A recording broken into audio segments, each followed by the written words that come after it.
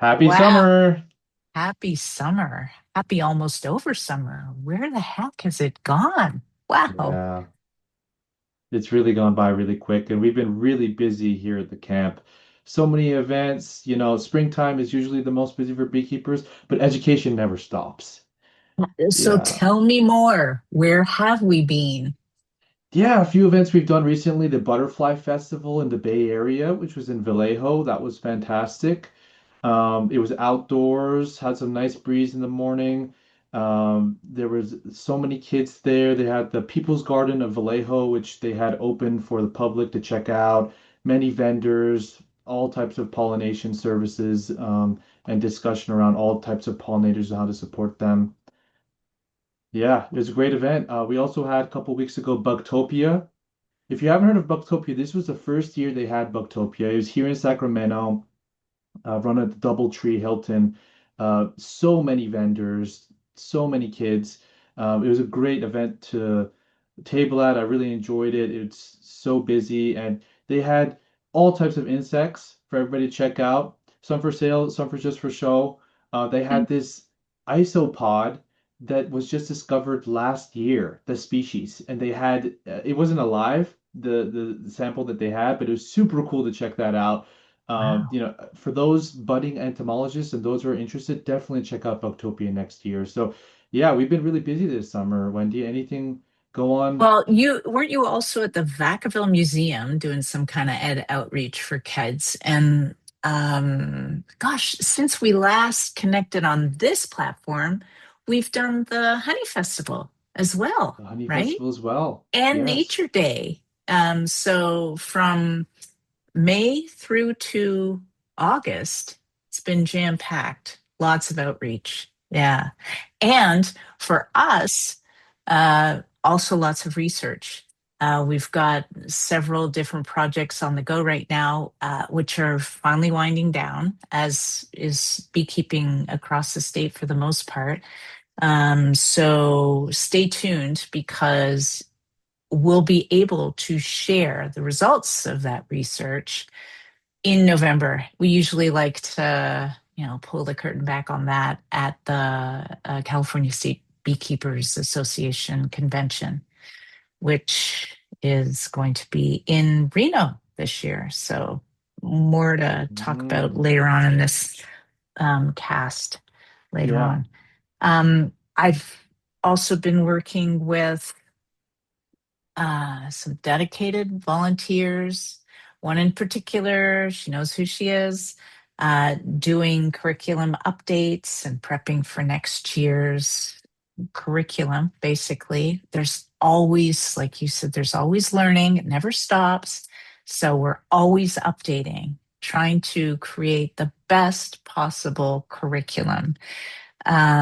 We've also been Wow, we had such a great opportunity to connect with the American Veterinary Medical Association down in Irvine at the OCB team's apiary. So we did some really fun outreach with veterinarians that were attending their convention in Anaheim.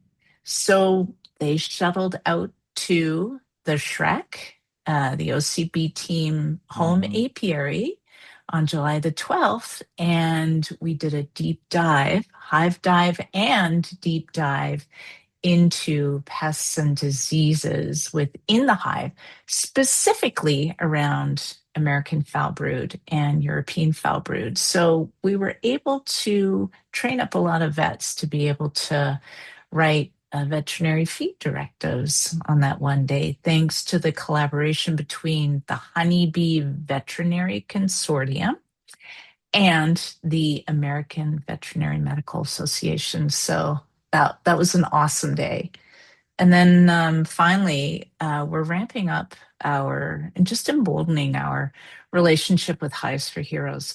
So if anybody out there knows of a veteran, knows of anybody who is currently actively doing any firefighting, police, paramedic, anybody in that realm of service, please, if they are interested in beekeeping, please let them know about Hives for Heroes Mm, because they have an awesome organization and they have just amped up their website and uh, they've got something called a bee exchange. So more on that later on. So that's what yeah. I've been up to. You've been busy. Busy, I've lots of been busy. events, a lot of Lots of research, events. and there's more to come, which we're going to share. Yeah, yeah. Let's get on with it. So, yeah, you were just mentioning Hives for Heroes. Anything Yeah, else on that so one? just go on their website and check out the join the Hive on BX. Their Bee Exchange is phenomenal. Just check it out. And if you feel compelled, I say, sponsor a hero. Yeah, it's an awesome organization, truly legit, good people, and growing, growing, growing. One of the best networks out there. Oh, yeah. Thanks. And a reminder here for your B's and C's, those are the volunteer and learning credits you get for keeping your certification active in the program. Those you can submit online through our website.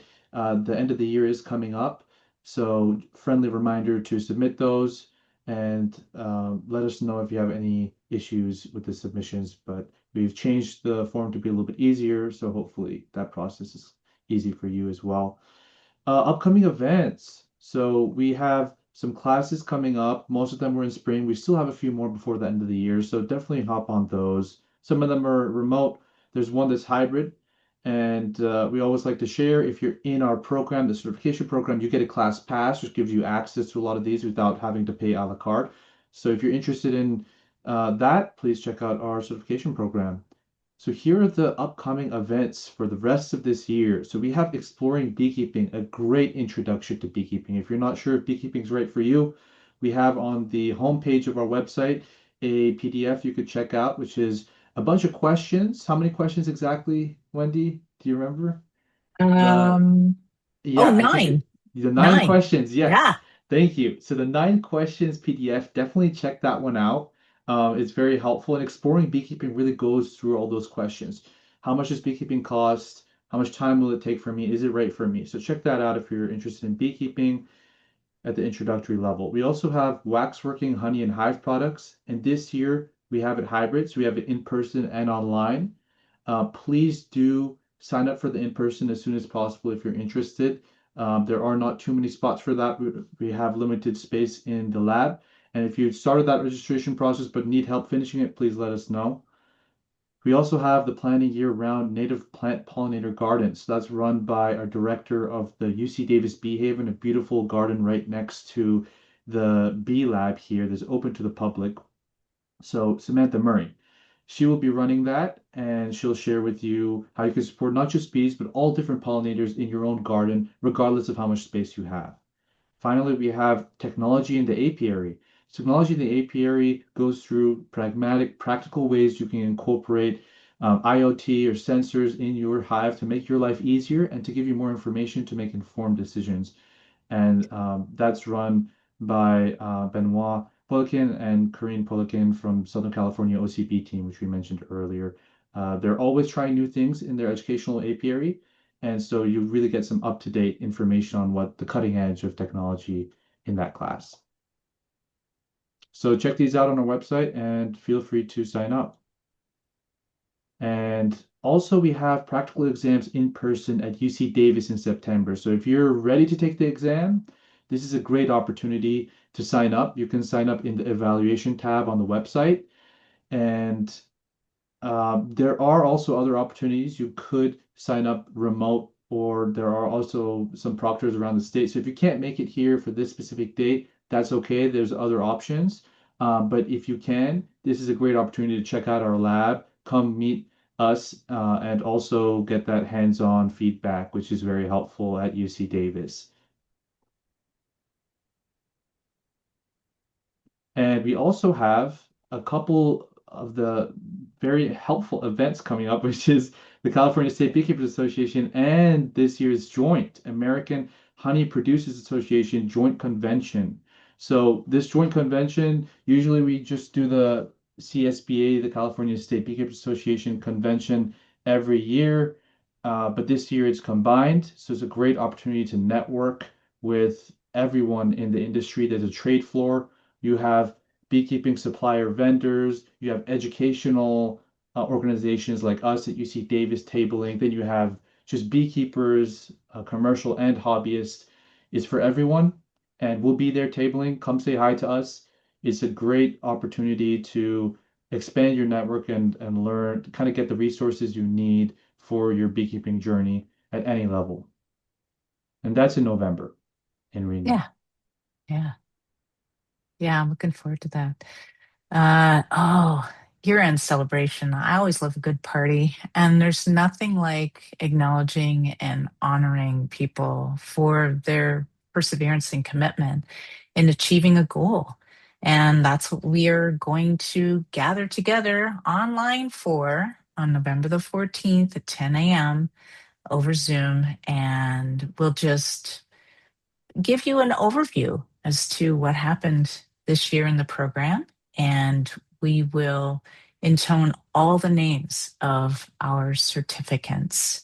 So please register for that event in the member site or under candidate tab, right? Under Members, which yeah, it should be under members. And okay. also, when you complete your certification, there's a link in your Yeah. email as well.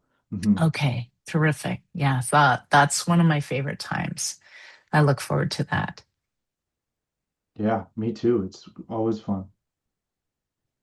And our Meet the Masters we're having fun. I gotta say, if you've not yet jumped on to either view one of the past two videos that we've created, one with Carrie Diaz, the other with Mark Carlson, and you want to join us live next month, September the 22nd, it's a Tuesday evening from 7 to 8 p.m. Dr. Lindsay Wilson, who was an integral part in the planning of that American Veterinary Medical Association education endeavor that I spoke to earlier. She will be our guest speaker that evening. She's going to share with us her path, her journey to becoming a master capstone certificate at the camp. So hope to see you there. And I had the good pleasure of interviewing Dr. Neil Williams. He's the director of the Williams Lab. We share lab space at our BeBio facility with Dr. Williams and Dr. Brian Johnson as well, for that matter. Neil is into all things native bees. I learned so much from the short time that I had to spend with him in interview, Kian. And it also really inspired, well, it has been inspiring us because you're a part of the planning, but we've got we've got some fun native bee stuff coming up, right? Because of our UC Davis Bee Haven, we are expanding on our native bee curriculum here in the camp. So it's wonderful to have Neil in partnership and very close neighbor to be able to provide us with counsel, guidance, direction, um, and just general information on all things native bees. So stay tuned because month of October will be an interesting one. We'll be sharing with you what's next and new in the native bee partnership that we're developing. So let's check out the interview, shall we? Let's check it out. And welcome to our guest, Dr. Neil Williams from the Williams Lab, the Native Bee Lab, I might add, at UC Davis. And of course, we share a building, don't we, Neil? I Yeah, mean, absolutely. we're at the Laidlaw Lab, right? That's right. Um, how long have you been parked there, and what brought you to native bees? Yeah, thanks for having me here to talk with everybody today. Again, so I'm Neil Williams. I'm a professor in entomology, and my specialty is in pollination biology and native bee diversity and bee biology, essentially, but non-apis bees, right? So I'm the complement to what Dr. Nino works on with apiculture. Yeah, yeah. Yeah, so I've been at Davis for about 17 years or so, so quite a while, a little bit longer than the Nino Lab has been around. And I have been working with native bees since I was a graduate student, so that's a long time ago. It's about 25 plus years ago that I've been working with native bees, and I got into it, I guess, because my advisor at the time he was a pollination biologist and worked with bumblebees exclusively, really. And when I started, we had a conversation where I think he told me, so well, I've had a bunch of students working on very closely to what I do, and you have fellowship, so I don't want you to work on what I work on. You to go find something else. So I did. I went west I was in New York, but I went west and sort of got started with some colleagues out there working on native bees and realized, I think, just how much there was to look at and how little was known about the diversity of all Mm, those bees, and really have never looked back. I continue to work on some of the species that I started way back then and many others, but they've been really valuable study systems for studying basic bee ecology and just wonderful natural history as well. So lots of things. And we've increasingly, come and gone back and forth with their role in pollination.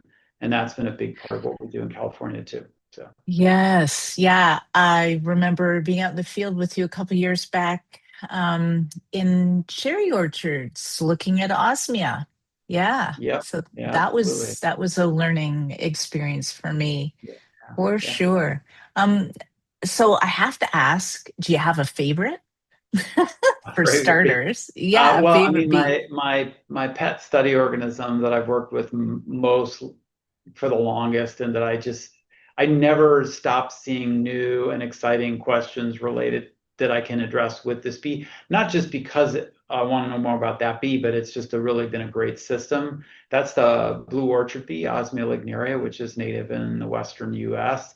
And it has a bunch of characteristics of its biology that make it really well matched to questions that we can ask. It's very Mm, easy to manipulate in small numbers and watch its behavior carefully.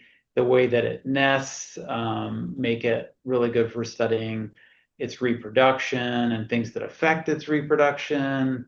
Um, it is relatively generalized in the types of flowers it goes to. So there's just lots of things huh. about it, and it has a bunch of cousins, if you will, like that are other of those kind of wood nesting mason bees and leafcutter bees that differ in their characteristics. And so we have done a lot of work that's really comparative. We compare how does this one differ relative to the other, and what might that mean, and why might it differ? And yeah, so we've just continued to peel back the layers of questions related to those bees. But I Wow. also love a lot of other bees. I'm really excited about some of the native sunflower bees. We've worked with them a lot in recent years, and so they don't nest in above ground in tunnels. They're soil nesters, so they're nesting in the ground, and lots of really interesting questions that we can ask with them as well. Yeah, there is so much to know about native bees that Mhm. I personally, as a beekeeper, don't know. And within the camp, we are doing our darndest to expand on that knowledge, that basic knowledge, Yeah, anyways. And of course, we've got the UC Davis Bee Haven, right next door to the lab where we can see a lot of these natives in action. And I'm sure our Well, it's really members, exciting. I'm glad that I'm glad that y'all are interested. I mean, some of our neighbors in neighboring states have already done that for sure, right? They have, as yeah, part of their melitology programs, they have big yeah, expanded projects and programs that are well supported, right? Like we haven't traditionally had the support, and I do mean, financial support as yeah, well, yeah, participatory support for our native bees, and they seem to have been very successful at engaging an audience of people that are working with managed and native bees together. So yeah, yeah, lots to do in California. I mean, we have just the biggest diversity of any state too, right? We have more types of wild bees than any other state in the country. So yeah, and so many honeybees as well. yeah, and that too. So it's all Yeah, happening yeah. here. Uh-huh. It is all Yeah. happening here. Um, and we, as a program, are also looking for that additional funding to get some more solid curriculum out there just Yeah. on native bees and native bees alone. And that's coming. So stay tuned. Great. Great. Um, Yeah. Hopefully I'll be. my Yes, well, you're going to be a big part of it, whether you like it or not, or realize it or not Yeah. at this point. But that's just one of the reasons why we've invited you on here. And we're also really curious to learn what is currently going on in your lab. What are you researching right now? Yeah, yeah, that's thanks for that question too. Yeah, so we have always been a lab, like I said before, that works on pollination and on wild bees and wild bee diversity. Hmm. And we continue to do that right now. So we have projects that are on pollination. Our work in pollination includes work and contributions that are from managed honeybees, but also is focused on what the additional contributions are from that diversity of other species. And we do that work sometimes in wild natural ecosystems, whether they're national parks or refuges or just other sorts of habitats. But a lot of it we continue to do in uh, croplands in agricultural areas. So with a variety of crops. So we've worked on almonds, worked some with cherries, worked with squash, worked with watermelons, worked with onions. We're now working with sunflower. So and the other project just recently, we're in our third year working with avocado. So really, it's all across the state and a wide range of systems, but we're very commonly asking about what the contributions of the wild bees are, what's the role and importance of some of that diversity in bolstering or stabilizing pollination and the yield that's important for the economic uh, output for those growers and all of us. So we do that. The other area that we work a lot on is in native bee biology and conservation within the context of ongoing environmental change or challenges that they face. And that's both the natural sorts of environmental conditions, but also things that are the result of human activities. So we have worked with the impact of pesticides, for example, on both individual bee species, including with honeybees, and different wild bees. We've looked at the impact of land use change, both agricultural and urban, what we call exurban, so development of suburbs and cities, what those changes do to bees. And then, recently and increasingly the role of different kinds of weather patterns or, changing environmental conditions. So we look at the effects of drought and the effects of, right now, in a big way, the effects of extreme heat. So California is front and center with heat waves. It always has been. It's not a new Yeah, phenomenon. yeah. The intensity and frequency of those heat waves in recent times is higher than it was in the past, and that is a very concerning challenge for agricultural production in the state. How cropping Mm. systems and the pollination of those crops is going to be affected, and how the bees that provide that pollination are going to be affected. So we have worked a lot the last few years on those questions. And we do that from all sorts of dimensions. What's their what are the adult bees doing when they're in the process of pollinating? How is heat at different times in their development of their offspring? Is it affecting their eggs, their larvae, their pupa? And are those different times more or less sensitive to these extreme heat events, heat waves? That's what we're studying, Yeah. California heat waves. And then we also study the impact on pollination of different crops themselves. So all those angles. So we're coming to it, and so our lab has always been one that is really always scaling from the level of what's the impact on an individual bee, what's happening to her, all the way to what's the impact across whole landscapes and communities of bees. Yeah. Wow. Honestly, I've worked in the same lab as you since 2018, and I didn't realize, like, to use your word, the scale of Mm, research that your lab actually does. it's a big Uh, lab.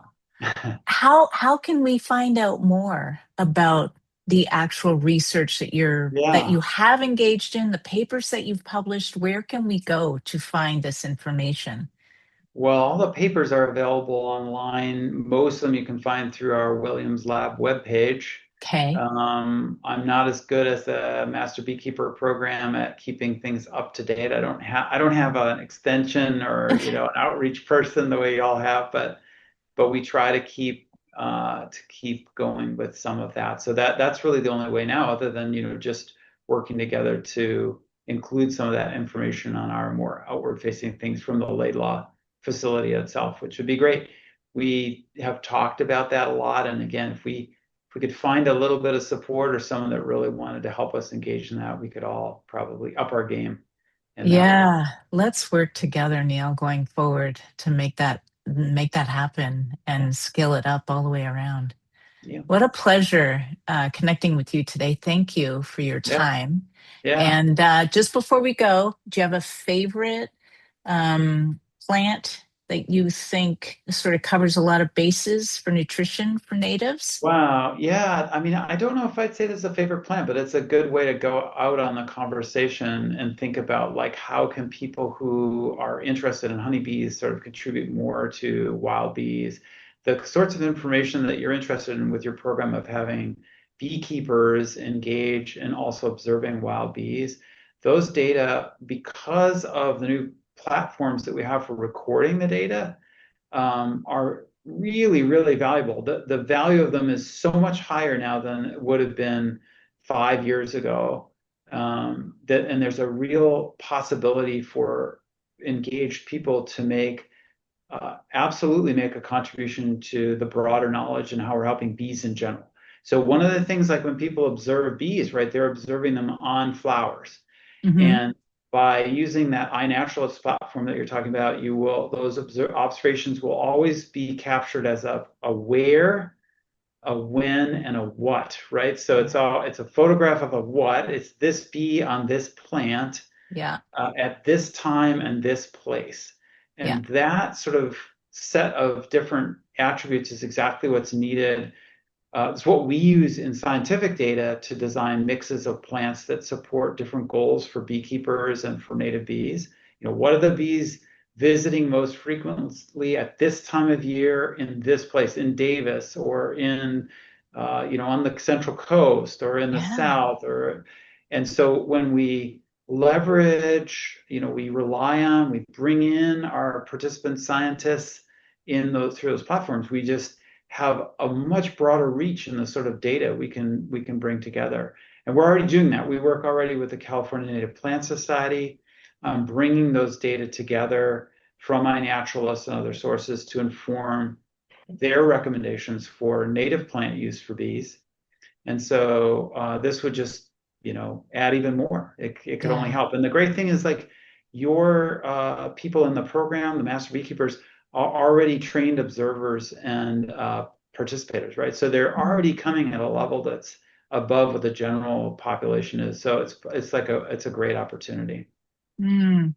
Thanks for that reflection. And it's on us as a program now to build something to make it more of a conscious and intentional reality to be not only beekeepers, but Yeah. also native bee enthusiasts. on a Yeah, scale that absolutely. can contribute to um, just data in general. Yeah, and So, I think those efforts will find, what are the ways we can support both types of bees? Are there ways we can, minimize? A lot of those answers will come from the type of data you're talking about. yes. Yeah. Yeah. Wow. Yeah, Thank you.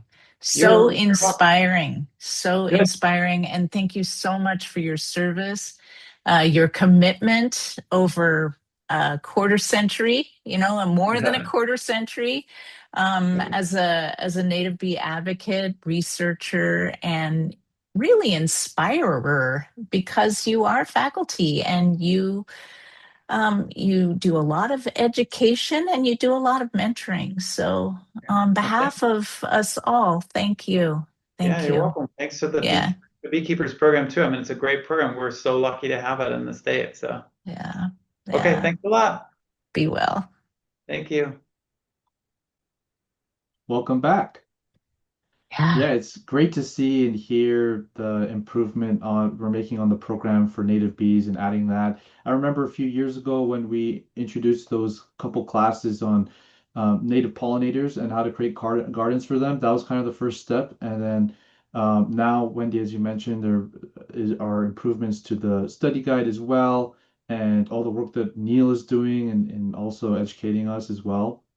yeah, Yeah. yeah. And we'll offer opportunities for some community science going forward. So, more news on that next time you hear from us.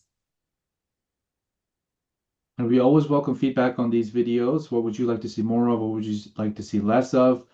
You can complete that in the comment section of this video, the information section as well. And with that, thank you Yeah, and and be be well. well. Take care, everybody.